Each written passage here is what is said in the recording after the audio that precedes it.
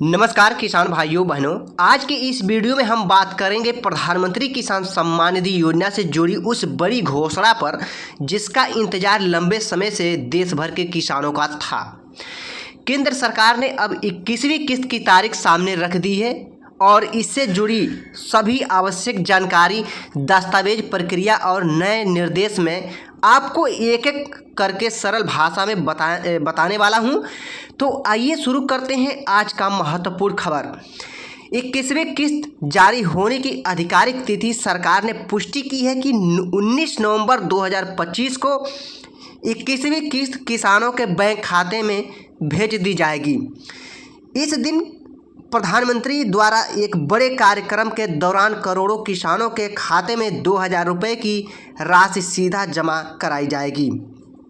योजना का उद्देश्य और महत्व की बात करें दोस्तों, प्रधानमंत्री किसान सम्मान निधि योजना उन किसानों के लिए बेहद फायदेमंद साबित हुई है जिनके पास कम जमीन है या जिनकी आय सीमित है।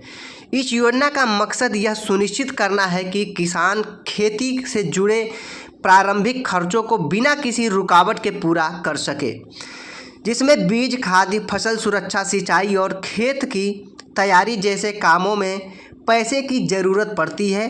ऐसे समय में यह योजना किसानों के लिए आधार स्तंभ की तरह काम करती है।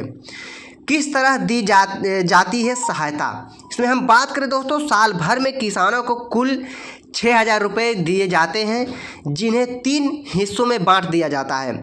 जैसे हर किस्त का मूल्य 2000 रुपये है और यह राशि सीधे बैंक खाते में ट्रांसफ़र होती है।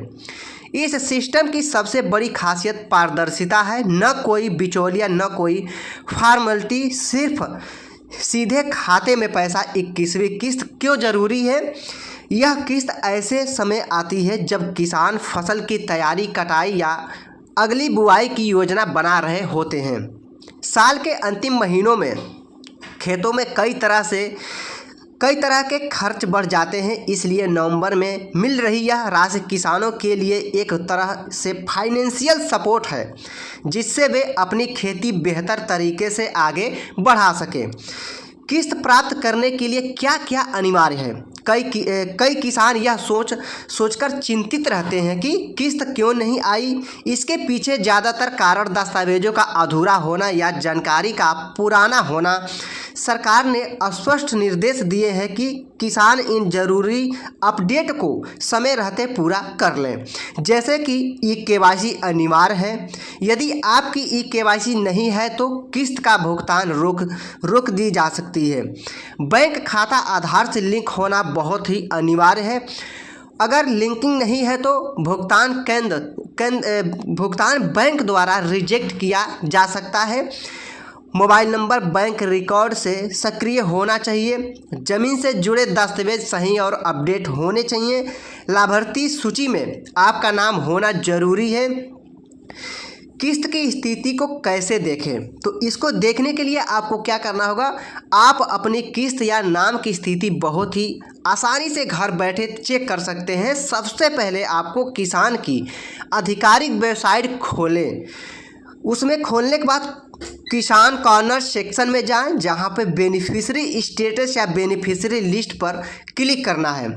यहां आप अपना राज्य, जिला, ब्लॉक और गांव चुनकर अपना नाम देख सकते हैं।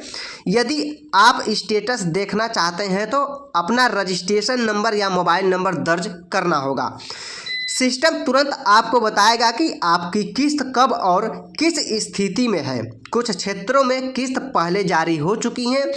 जिन राज्यों में मौसम और भौगोलिक स्थितियां अलग हैं वहां किस्त पहले चरण में जारी की गई है। बाकी राज्यों में 19 नवंबर को एक साथ भुगतान किया जाएगा। सरकार की किसानों को विशेष सलाह की बात करें तो किस्त जारी होने से पहले किसानों को इन कार्यों पर विशेष ध्यान देना चाहिए।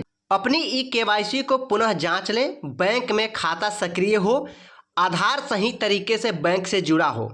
पोर्टल पर अपनी जानकारी समय समय पर देखें। यदि कोई गलती हो तो नज़दीकी CSC केंद्र में जाकर के तुरंत सुधरवाएं।